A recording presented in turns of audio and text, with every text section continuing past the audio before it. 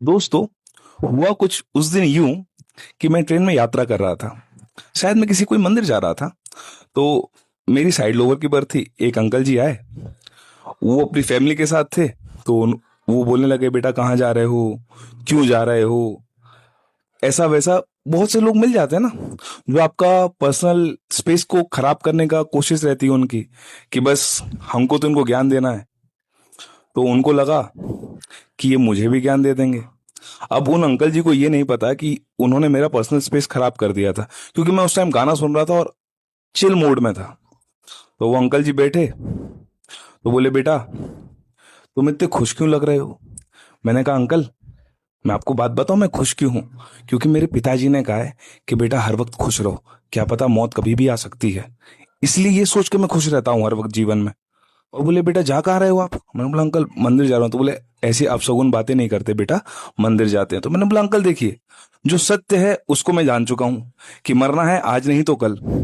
ये बात आप नहीं जान पा रहे हैं कि मृत्यु अटल सत्य है। तो बोले, बेटा अभी तो तुम जवान हो, जाओ क्लब व्लब करो, घूमो फिरो, पार्टी वार्टी करो, क्या रखा है मंदिरों में। मैंने कहा, अंकल एक एग्जाम्पल दे रहा हूं, अगर समझ जाओ तो ठीक है, नहीं समझ जाओ तो मैं समझा दूंगा।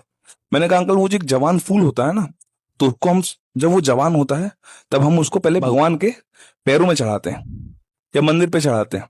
और जब वो फूल मुरझा जाता है तो हम उसको उठा के बाहर फेंक देते हैं शाम को।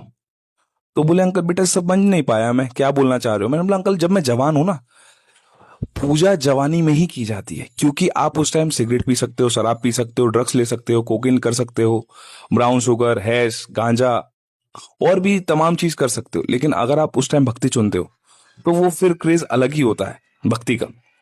और बुढ़ापे में अगर आप भक्ति करते हो तो आपका शरीर तो कुछ करने लायक है ही नहीं ना।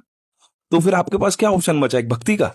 तो फिर भगवान भी कह देता है, जब तुमने जवानी में मुझे याद नहीं किया तो मैं तुम्हें बुढ़ापे में याद करूंगा। बेटा पड़े रहो और नाम सुमिरते रहो जाओ। अब ये बात सोच के अंकल तो डिप्रेशन में चले गए यार, कि एक छोटा बच्चा और उसको इतना जानकारी। अब वो अंकल चढ़ गए ट्रेन के अपर बर्थ पर, और जब तक मैं ट्रेन में यात्रा करता रहा, वो अंकल नीचे नहीं आए।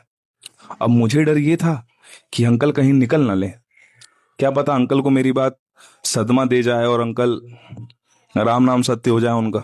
जब भी कोई आपका पर्सनल स्पेस खराब करे तो उसको जीवन में डिप्रेशन में भेजना आपका परम कर्तव्य है, चाहे वो फिर आपका कोई भी कितना खास क्यों ना हो।